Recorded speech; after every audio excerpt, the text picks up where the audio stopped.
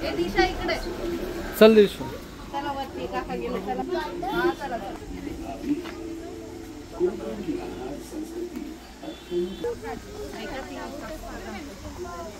Tourism development research यांचे संस्कार या ठिकाणी आम्ही पर्यटनातून रोजगार निर्मिती हा विषय घेऊन इथे काम करत आहोत। विविध धार्मिक ग्रंथांचा अभ्यास करून आम्ही इथे एक नक्षत्र बाग तयार केली आहे। प्रत्येकाच्या जन्म नक्षत्रानुसार एक वृक्ष आराध्य वृक्ष म्हणून मानला जातो। त्याची पूजा अर्चा केल्यास त्या व्यक्तीला धन सौख्य आरोग्य प्राप्त होते। तुम्ही एक्झिट करताना बाहेर लावलेला बोर्ड वाचू शकता। ज्यांच्याकडे कॅमेरा आयडी आहे त्यांनी तो गळ्यामध्ये घाला आणि जातानाच फोटो काढत चला। एक्झिटचा रस्ता वेगळा आहे। हा रस्ता सुमारे 400 वर्षापूर्वी बांधण्यात आला। हा जेव्हा बांधण्यात आला तेव्हा इथे पिंपळाचं रोप लावण्यात आले, म्हणजे हा पिंपळ सुद्धा 400 वर्षापूर्वीचा जुनाच आहे। झालेल्या पहिल्या कोकण मराठी साहित्य संमेलनामध्ये या कवितेला कोकणची प्रातिनिधिक कविता म्हणून स्वीकारण्यात आले। या कवितेत कवीने कोकणच्या निसर्ग सौंदर्याचे सुंदर असे वर्णन केले आहे। हिरवे तळ कोकण सह्याद्रीच्या तळी शोभते, हिरवे तळ कोकण राष्ट्रदेवीचे निसर्ग निर्मित केवळ नंदनवन। या कवितेत नंदनवन हा शब्द आला आहे। नंदनवन या शब्दाचा अर्थ स्वर्गातील इंद्राची बाग। ही जितकी सुंदर आहे तितकेच आपले कोकणही सुंदर आहे। ही गुहा काळाचे प्रतीक आहे। गुहेच्या अलीकडे आहे वर्तमान काळ, गुहेच्या पलीकडे आहे 500 वर्षापूर्वीचा भूतकाळ। इथून आपण पाहणार आहोत 500 वर्षापूर्वी कोकणी माणसे कशी राहत होती, त्यांची समाज रचना, ग्रामरचना, खाद्य संस्कृती, परंपरा कशा होत्या। गुहेतून येताना वापरून या पकड इसको चला या दोघींना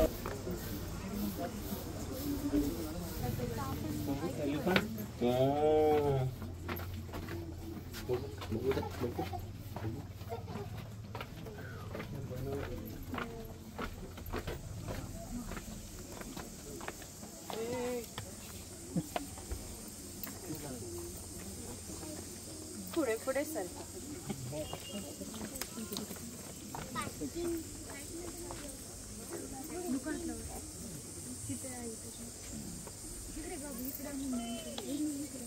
कोकमच्या फळापासून कोकम आगळ किंवा कोकम सरबत तयार केले जाते।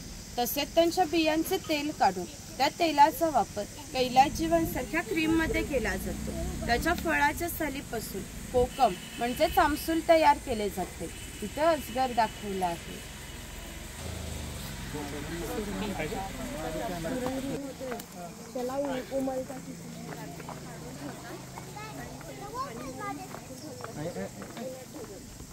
Cool down, chill down.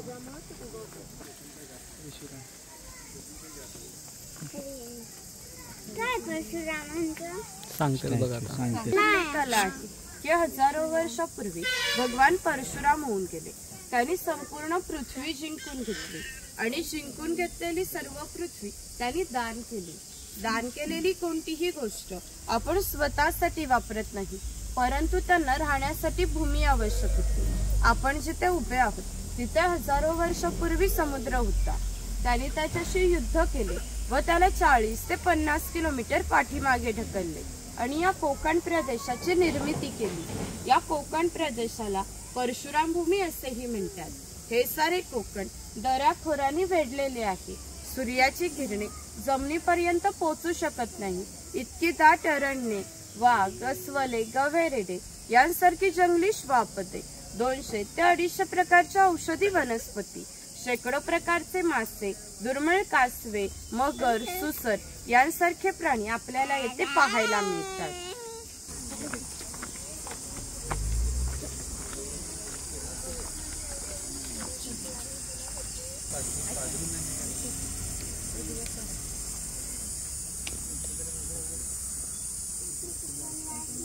हा वनवासी आहे। कोकणातील दुर्गम पर्वतामध्ये वनवासी लोक राहत असतात। त्यामध्ये भिल्ल व कातकरी जातीचा समावेश होता। आम्ही येथे कातकरी समाज दाखवला आहे।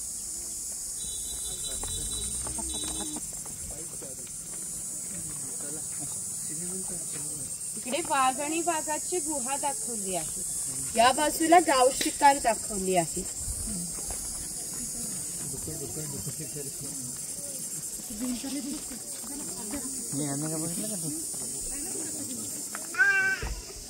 हे चिरफळाचे झाड आहे. चिरफळाची फळे ही जंतुनाशके असतात. शेतकरी धान्य साठवण्यासाठी त्याचा वापर करतो. तसेच गरम मसाल्यांसारख्या खाद्यपदार्थांमध्ये त्याचा वापर केला जातो.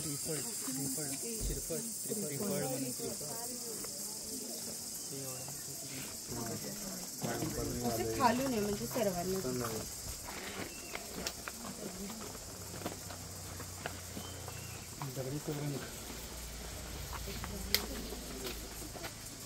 हे ग्रामदेवतेचं मंदिर आहे. पूर्वी धार्मिक संस्था गाव नियंत्रित करत असत. गावातील गावकरी एकत्र येत असते. गावात 2 व्यक्तींची जर भांडणे झाली तर सगळा गाव एकत्र येऊन गाव प्रमुख त्यांच्या समोर न्यायदान करीत असते. तसेच गावातील सार्वजनिक कामे जशा पाखाड्या बांधणे, लाकडी साखव बांधणे ही कामे कोणी व कोठे करायची याविषयीचा निर्णय सुद्धा गावकरी येथेच बसून घेत असते. याचे वैशिष्ट्य म्हणजे जगभर अशी प्रथा आहे की प्रत्येक जाती धर्माचे लोक आपापल्या देवाकडे जातात व देवाचे दर्शन घेतात. आपण कोकणी माणसे सुद्धा वर्षभर देवळात जातो व देवाचे दर्शन घेतो.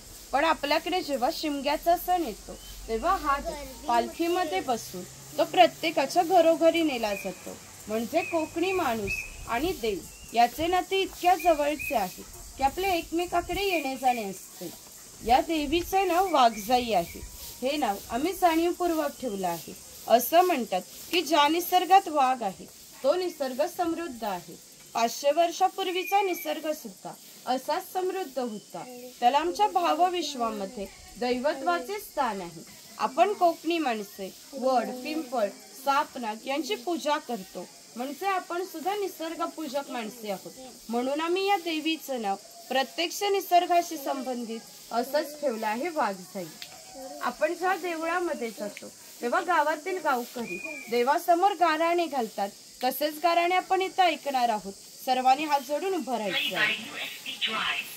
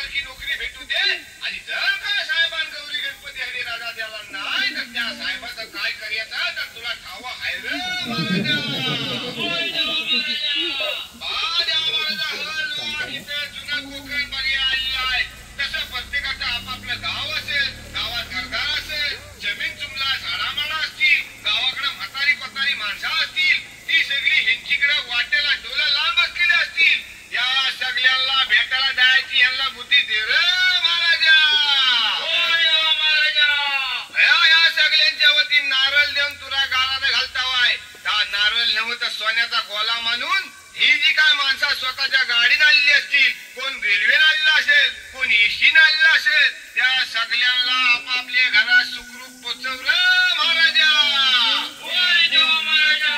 सोन्याचा तुरा रे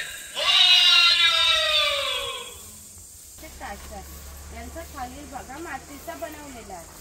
अशी श्रद्धा आहे की हा देव त्यांच्यावर नियंत्रण ठेवतो. म्हणून त्याला शिमग्याच्या वेळेस गाराणे घातले जाते किंवा पशुबळी दिला जातो. हे वीरगळ आहे. वीर लोकांचे प्रतीक चिन्ह.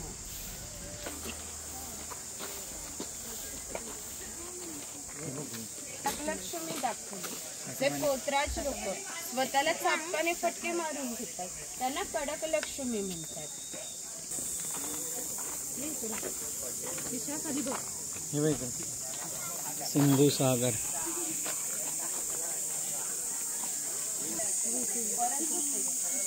उडी बंद आणि पहाटेच्या वेळी परत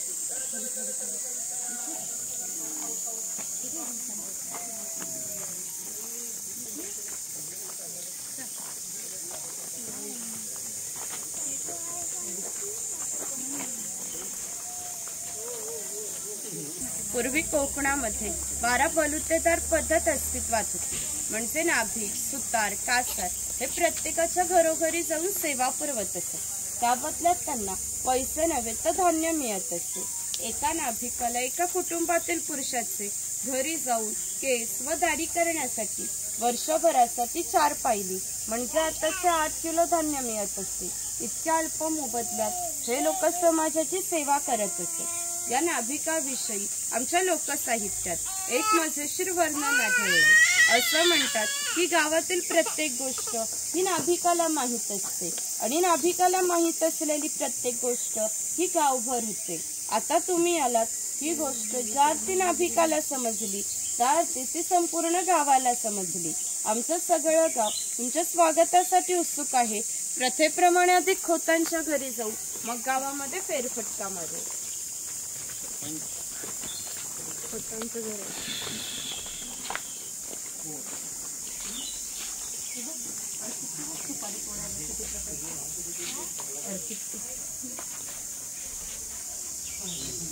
हे खोत आहे.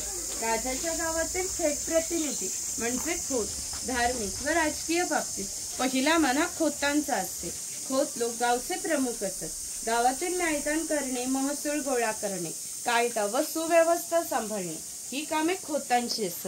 ही खोतांची बायको आहे. पूर्वी कोकणी स्त्रिया सुंदरही होत्या आणि शूरही होत्या, परंतु त्यांना स्वातंत्र्य नव्हते. मासघराचा उंबरठा हीच त्यांची मर्यादा होती.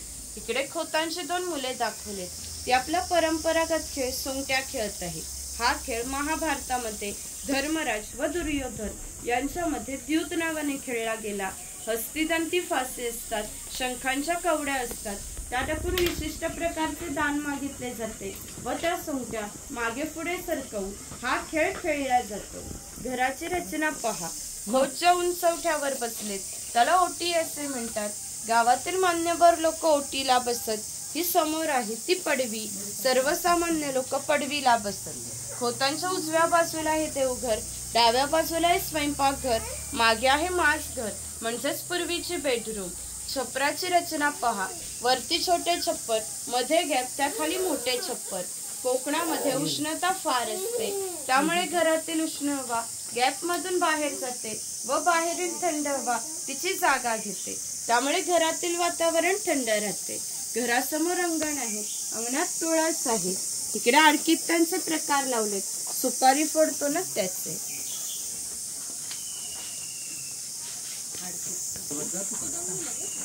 बाबांच्यावर जातो का? बाबाला उचलून गेला सांग.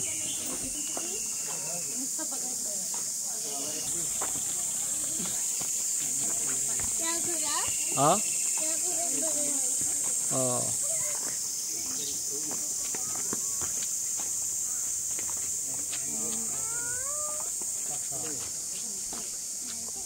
हा शेतकरी आहे. याचं गवताचं घर आणि याच्या अपुऱ्या कपड्यावर जाऊ नका. आमच्या गावातील महत्वाचा उत्पादक घटक होता. हा एकमेव धान्याचं उत्पादन करीत असे आणि 12 बलुतेदार, खोत व राजा यांना धान्य पुरवण्याचे महत्वाचे काम शेतकरी करीत असे. पूर्वी त्याचं घर असायचं, तसंच आम्ही येथे उभारलं आहे. ही जी चूल आहे तिला कोकणी भाषेत पिरसा असे म्हणतात.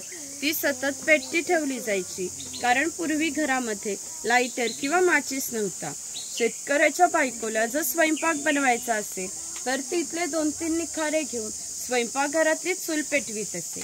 जर हा विस्तव विझला तर घरामध्ये 2 गारगोट्या ठेवल्या असत, त्या एकमेकावर घासून हा विस्तव केला जात असे. ही कोयनी आहे. तिचा वापर मासे पकडण्यासाठी केला जातो. पाठीमागे वेलीने बांधून ती पाण्यामध्ये ठेवली जाते. अंतर्गत रचना अशी आहे की आत गेलेला मासा बाहेर येत नाही. ती शेणाने सरवलेली टोपली आहे. तिला कणगी असे म्हणतात. शेतकरी धान्य साठवण्यासाठी तिचा वापर करतो. ही शेतकऱ्याची बायको आहे. ती शेतकऱ्याची मुलगी आहे. तो पाळणा आम्ही शेतकऱ्याच्या घरात कायमस्वरूपी टांगून ठेवला आहे, कारण शेतकऱ्याच्या घरी दरवर्षी पाळणा हलत असे. म्हणजे एका शेतकऱ्याला 8 ते 10 मुलं होती. म्हणजेच पूर्वी एकत्र कुटुंब पद्धत अस्तित्वात होती. हे उचल आहे. याचा वापर कपडे सुकवण्यासाठी केला जातो. समोर गौरी गणपतीचा सण दाखवला आहे.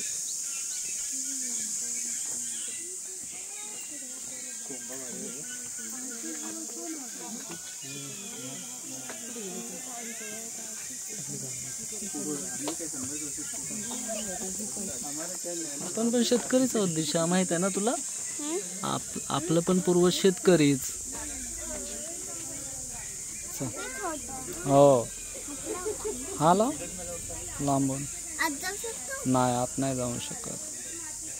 हा चला चला चला वरती चला. तिकडं बघ कुंभार आहे.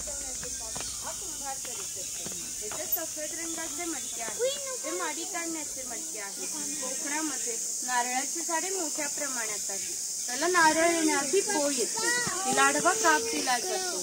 बाजूने विशिष्ट प्रकारचा झाडपाला लावला जातो. तो झाडपाला आतील माडी शोषून घेतो आणि थेंब थेंब गळणारी माडी हे मडके वरचेवर लावून त्यामध्ये साठवली जाते. काळाच्या ओघात 12 बलुतेदारांचे व्यवसाय नष्ट झाले, परंतु माडी काढण्याचा व्यवसाय अजूनही व्यवस्थित चालू आहे.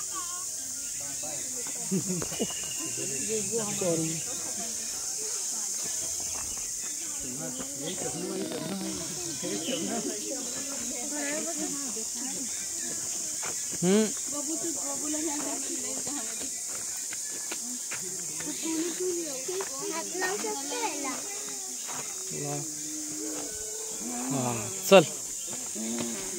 त्यांना लागणारे दागिने हा सोनार बनवून देत असते. याच्या या अप्रतिम कलाकुसरीमुळे त्याच्या दागिन्यांना जगभर मागणी होती. शिमगा, नवरात्र व अन्य वेळी ग्रामदेवतेला दागिने घालण्याचा मान हा सोनाराचा असतो.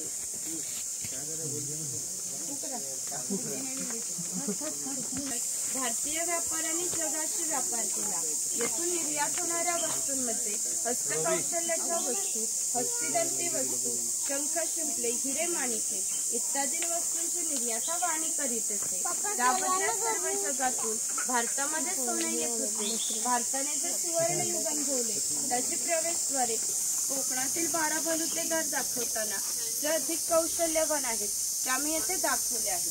त्यापैकी हा सुतार. सुताराचे खरे काम शेतकऱ्याला लागणारी लाकडी अवजारे बनवून देणे. हा सावंतवाडीचा सुतार आहे. सावंतवाडीच्या लोकांचे लाकडावरील कोरीव काम हे जगप्रसिद्ध आहे.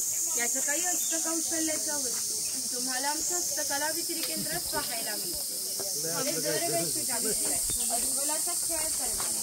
इकडे गारुडी दाखवला आहे. कापड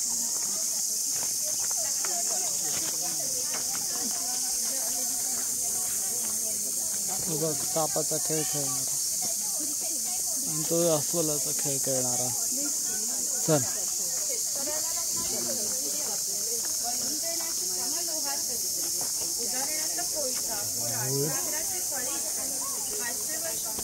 कोकणाची राजकीय परिस्थिती अस्थिर.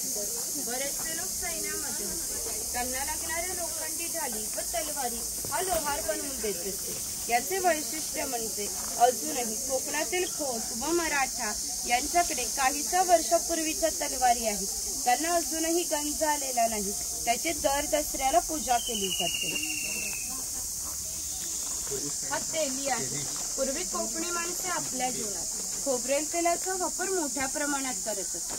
हा तेलाचा घाणा आहे. याला खुंट असे म्हणतात. यामध्ये सुके खोबरे घातले जाते. हे जे उभे लाकूड आहे त्याला कोकणी भाषेत लाट असे म्हणतात. ही लाट या आडव्या लाकडाला अशा तऱ्हेने बांधली जाते की जेणेकरून ही लाट उभी राहते.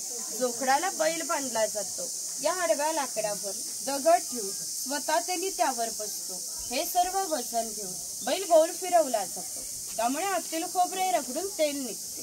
हे तेल भरून काढायचे असेल तर प्रथम जोखडाचा बैल सोडायचा. जोखड बाजूला केले जाते. आडवे लाकूड बाजूला करून लाट बाजूला केली जाते व आतील तेल भरून काढले जाते. म्हणजेच पूर्वी तेलाला पसा ते 1.5 पसा तेल काढण्यासाठी 1 ते 1.5 तास मेहनत घ्यावी लागत असते. हा मुरुड आहे. पूर्वी प्रत्येक व्यवसाय हा जातीने नसतो. व्यवसाय निवडीचे स्वातंत्र्य नव्हते. प्रत्येकाला आपापल्या जातीचाच व्यवसाय करावा लागत असतो. म्हणजे बांबूंच्या वस्तू बनवून देण्याचे काम हा मुरुड करीत असतो. हे सूप आहे, ही फुलांची परडी आहे, ही रवळी आहे. हिचा वापर धान्य धुण्यासाठी किंवा आजही धार्मिक कार्यात केला जातो. जेव्हा आपल्याकडे शुभ कार्य असते तेव्हा आपल्या घरातील कुमारिका किंवा सौभाग्यवती स्त्रिया ह्या रवळीमध्ये दिवा लावून त्या हातात घेऊन उभ्या असतात. जर शुभ कार्य पार पडेपर्यंत हा दिवा विझला तर ते अशुभ मानले जाते. अजूनही आमच्या चाकरमान्यांचे मुंबईला जर लग्न असेल तर ही रवळी गावावरून मुंबईला पाठवली जाते. मुंबईला सर्व काही मिळते पण ही रवळी मिळत नाही.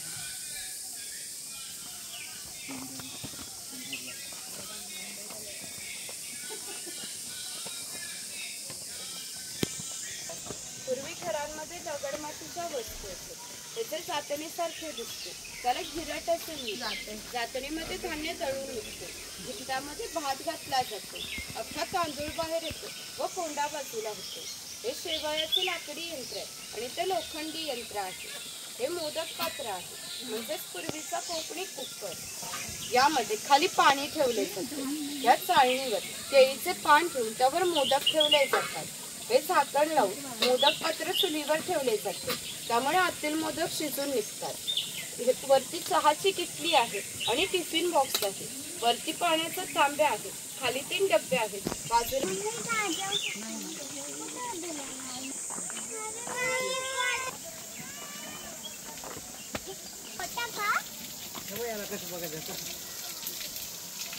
मॅजिक गार्डनला जायचंय.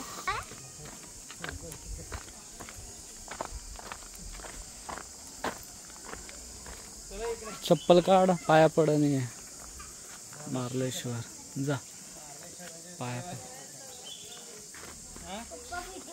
चल चल ये नाही